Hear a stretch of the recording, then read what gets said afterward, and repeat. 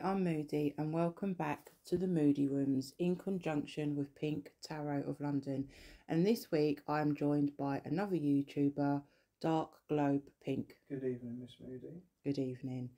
And we will be discussing, due to the fact that Puff Daddy's just been outed, we've known about him for years and lots of other celebs, but well, yeah, it's been quite, sorry to interrupt, it's been quite common knowledge of Puff Daddy. I mean, you know, what was his name, the guy who did This Morning? Philip Schofield. Well, I knew about Philip Schofield for years. Do you know what I mean? I knew about Philip Schofield. Everyone knew about Philip Schofield in the 80s when he originally worked for the BBC. Yeah, of course. And he did the broom cupboards, and there was rumours. I mean, that just sounds seedy anyway, doesn't it? The broom cupboard. The broom cupboard. But there was rumours about him and Jason Donovan that were going around at the time, and I think Spitting Image did a mock-up of them two. But I was quite young at the time, but it wasn't till later on that I found the actual the clip of it. In hindsight, and it made sense. Well, they always like to, you know, show hidden in plain sight, as they like to say. And we know that the BBC is, you know, the biggest cover-up for. Yeah, of course. Well, it's a government agency, really, when you think about it. So anyway, so we're going to be discussing a couple of the celebrities that I grew up with, and I don't want to say idolise because I don't idolise these people. But you really like them, you like their work, and you appreciated their work. Exactly. And their work's a big part of you, and because of that, you struggle with kind of, you know, who they are and what they are, but you can always have that original ignorance of not knowing what they were, so you can still enjoy it, because why should you not enjoy something? Yes, because when you put it that way, there's things that I grew up watching that I can still watch now, but in the back of my head know what they are like. But anything that they release now, I will refuse to watch. I will not pay or buy into anything in the entertainment industry. You won't go and watch them in the cinema? I will not go and watch anything. No, I definitely won't watch anything in the cinema, and I certainly won't be buying sort of like don't buy anybody's albums anyway if it's on Spotify, but I won't be sort of supporting or contributing to anything that these people sort of produce or bring out now. But to say that, you can't take away like childhood memories of certain people, and yeah, you're not going to take that away from me or you or anybody else. So I'm going to throw the question to you. So give me your first person that made you go, what? And oh my God. Okay, so this isn't a celebrity, but KSI, the YouTuber. I grew up... A Watford boy. Yeah, a Watford boy, man. I grew up watching him when I was a kid, and I always loved his videos because, you know... The thing is, looking back, his content was just mainly just saying the N-word. And being funny, you know, and that jump from, oh, he's just a YouTuber, to suddenly he's a millionaire, he's fighting celebrities in a boxing ring, and his ego took over as well. But obviously, once you know how things are, you know, you don't just suddenly dye your hair blonde one day, do you know what I mean, and get a mansion. So yeah, the blonde hair is a big signal to other celebs to let them know that they have joined a certain club, a club that we all know about, and that's one of the signals that they do. We know about the hand incantations and things like that. Yeah, I mean, how do you become a YouTuber, and then the next thing you know, you've got features with big up and coming rappers and stuff like that? I mean, you don't get that just from, you know. No, you don't. You definitely don't. You have to sell out at some point. Nobody is going to make it big in this world unless you sell out. So no one's doing that. And I think I remember watching something on YouTube recently. There was a young creator. Yeah. Was telling his story. I can't remember his name. He was friends with David Dobrik, and if people know who David Dobrik is, well, we all know that he is minted. Right. You don't become like 11, 12 million net worth by just doing YouTube vlogs. And I think there was quite a surge of sudden YouTubers and influencers that suddenly just made it big overnight. So for you, KSI was one that you kind of... Yeah, well, you kind of... I mean, I fell out of love with him anyway, just because I actually just generally thought he turned into such an ego tripper. And, you know, you see it when people love themselves. You can love yourself, but when you love yourself too much, it really puts people off you. And that's it. And you also grow up and you kind of, you know, you look back and you just kind of go, yeah, it was funny when you were a kid, but you know, it's not my cup of tea anymore. How about you? What's your first take? So for me, it really did kind of break my heart more than quite a few people, but Eddie Murphy. Norbit. Yeah, Norbit and Shrek. He's Donkey in Shrek. Iconic. And he is. Oh, I've just Coming to America. Coming to America. I remember watching that as a kid, and I remember I've got an older sibling who used to watch some of his stand up as well. Oh, I love his stand up. Delirious and Raw. That's it.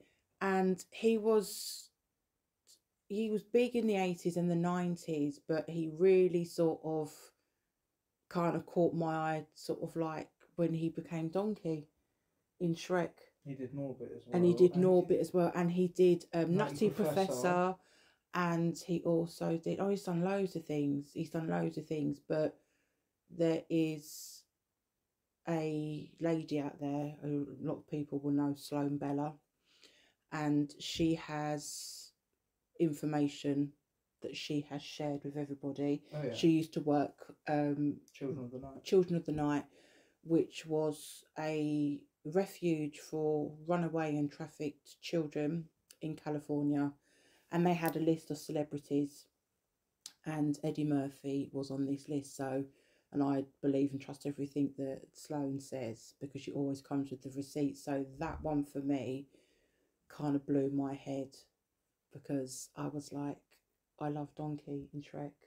I do as well. But I haven't watched anything. I don't even know if he's done anything. I think he did one thing recently. I think he did a Christmas film or something he did. I'm not quite sure.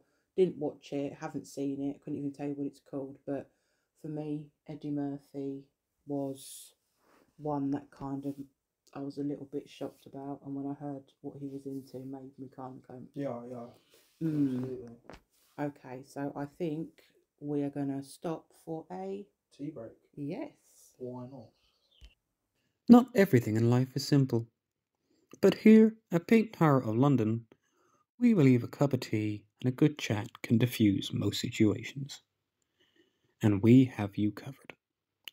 From ending the Monday blues with Monday Madness, to easing you into the weekend with Freaky Friday, and some midweek support with the Moody Rums podcast here on YouTube, come join the family at Pink Tower of London, exclusively on YouTube, Instagram, and TikTok. Okay, so... That tea was lovely, by the way. It was. Very sugary, milky. I don't have Gorgeous. no sugar, just milk in mine. Yeah, just... So, right, who is... So I've done one, you've done one, throwing it back to you. Sylvester Stallone.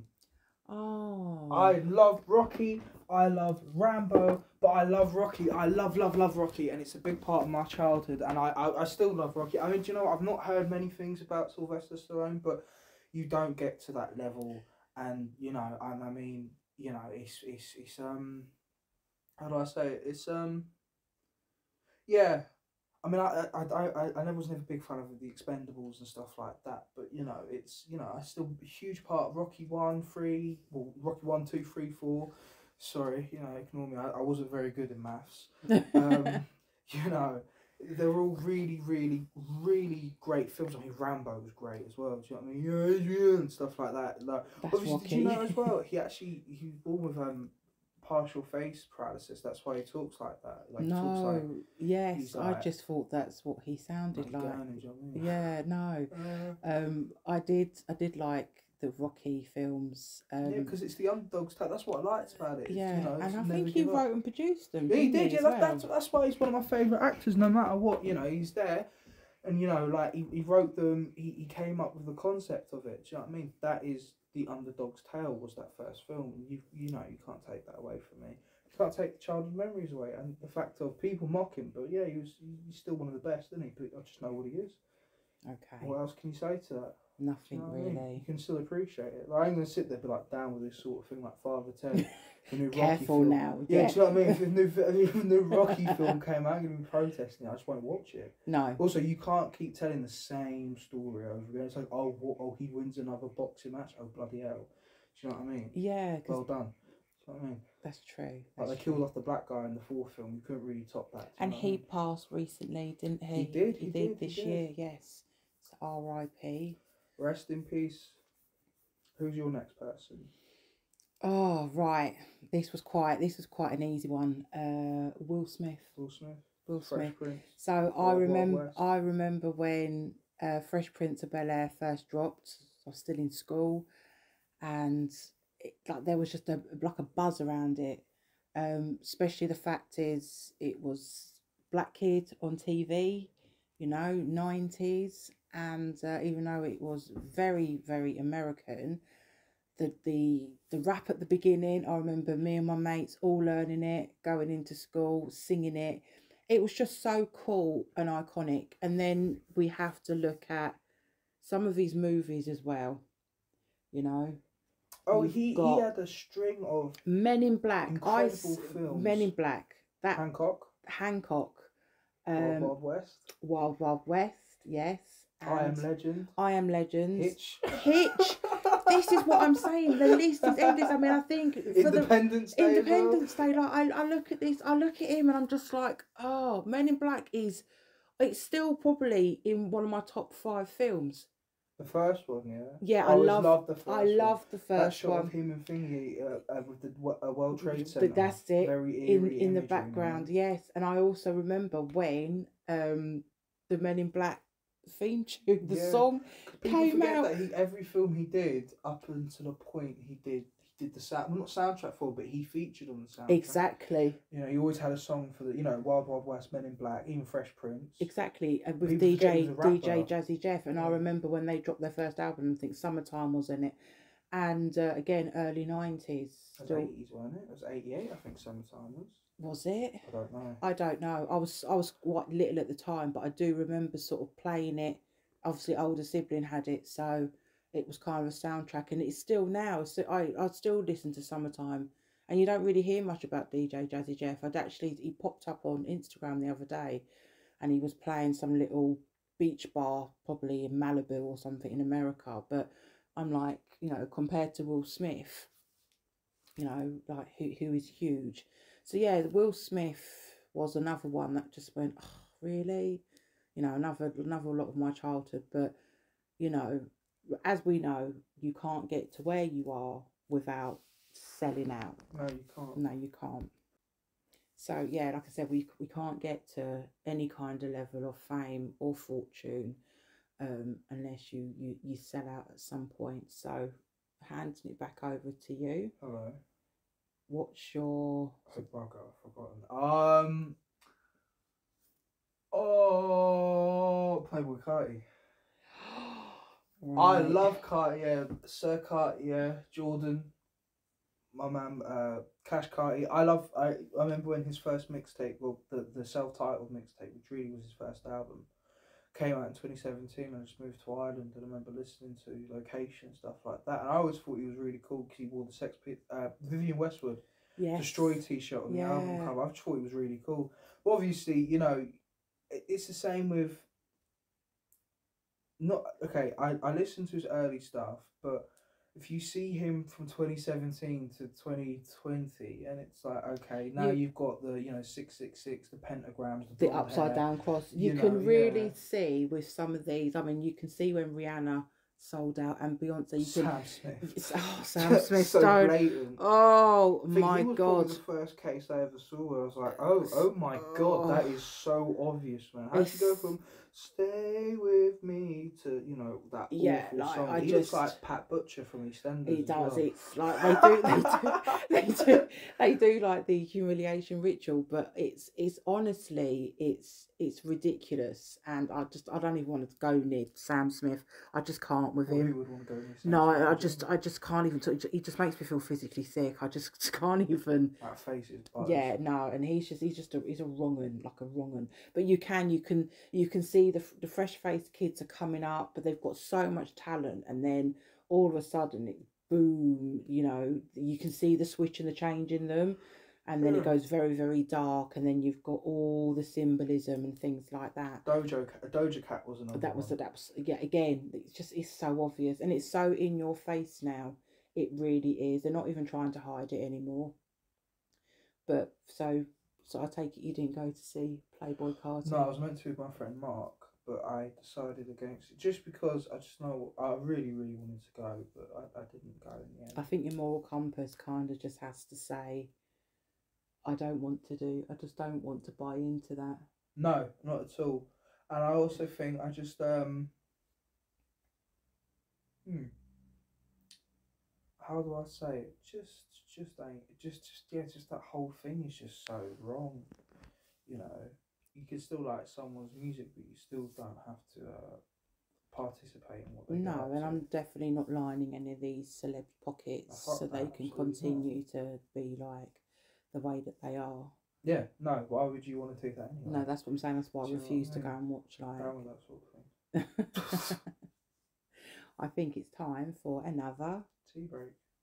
Not everything in life is simple, but here at Pink Tower of London, we believe a cup of tea and a good chat can diffuse most situations. And we have you covered.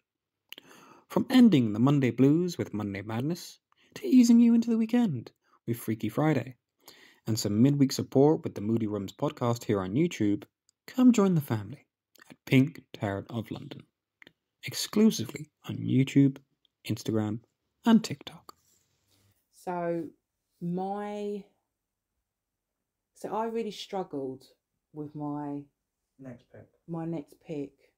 So I'm going to be really cheeky and do a quick two, because I think this is kind of important. So the first one is Eminem. And the reason okay, Epstein list has come out, and we know that a lot of... Speaking of my next pick as well. I think a lot of people have come off that list. And a lot of them have been hidden, and we're never going to get the true thing. But to see, Eminem was kind of obvious to me, some of the symbolism as well. But I was gutted because I went through a breakup in 2010, and his album Recovery, yeah, one of my favourites, got me through that breakup. I like blasted that album every day, and it got me through. So I was gutted. And my other one quickly is Morgan Freeman, and for me, Morgan Freeman is like the Black David Attenborough. As soon as you hear his voice, everyone kind of goes, that's Morgan Freeman. And he's always just looked like an old man. Like, you know, he's always looked old. But when I found out about the fuckery going on with his stepdaughter, then it was stepdaughter and granddaughter, I was like, even though you're not blood related, you've been there, your family, that is a no-go area. So for me, I was just like, really, like, is there anybody out there that's just not being a dickhead? So they are my two. So I'm gonna pass it back to you. Oh well, if we're doing duos, I want to say Demi Moore. Oh, right. Oh my god, right, Demi Moore. Back in the 80s and 90s, man, like, obviously I wasn't born then because I ain't a fossil, but I'll tell you this, she was so pretty. I used to have a massive crush on her, right? Recently, I discovered this video. That's been around while I saw that years ago. I hadn't seen it, and you know, she's never actually been in any films. I just remember seeing her thinking, "God, she's really, been in quite a few films, you know. She's really gorgeous, and obviously she's married to one of my other favourite actors, Bruce Willis. Because, you know, Die Hard, I love Die Hard, the best best Christmas film, apart from Arthur Christmas. Christmas is not Christmas without Arthur Christmas and Die Hard. Absolutely. Oh, and Love Actually. I love Die Hard. They are my three top Christmas films. But anyway, staying on track. So obviously I know who she is, I know what she gets up to and stuff like that. But yeah, no, that was another one because she was a big crush of mine. And my last person's got to be Gwen Stefani, because I grew up listening to Gwen Stefani. I love Gwen Stefani. I had a massive poster of her on my wall. You know, I thought she was really pretty as well. I loved Gwen Stefani. I loved it when she collaborated with Pharrell. Oh God, that's just another one as well. And yeah, when I found out about the shenanigans that she got up to, I was just like... Epstein's Island as well. Yeah, Shakira's on there. So a lot of those 2000s are, even though, you know, Gwen Stefani came out obviously 90s. Yeah, she Doubt. was in No Doubt. I remember actually remember hearing her first single, and I was like, oh my God, who's this little blonde pixie quirky girl? And then obviously she's saying, I'm just a girl. Like, again, all the signs and that are there for us to But all see. I still love her music though, because her first album, Love Baby Music Magic, I think that's something, those lines that have got. What's like, the one with Akon? That's the second album, Yeah, Sweetscape. Sweet Escape. I remember playing that repeatedly in my car driving up to Liverpool. Hollaback Girl's another one. Hollaback is another one. As I said, yeah, when she was clapping out around the Pharrell Williams time, she was really, really good. Luxurious was another one. Rich Girl. There's the one with Eve as well. Let Me Blow Your Mind. Yeah, that's it. I don't know if Dr. Dre might have produced that. I know Not somebody sure. did. I can't remember now. But there are a few that you sit there and just go, oh man, really? Really, really? But unfortunately, we just live in that kind of world where we kind of see it. I think once your eyes have been opened, it's really hard not to unsee the evil that surrounds everybody. But anyway, guys, those are our picks. Yes. They're our picks, and I hope you enjoyed, and we will see you again soon. Have a good one. Thank you for having me on as well. And thank you for coming. Thank you for the tea. It was very nice. No worries.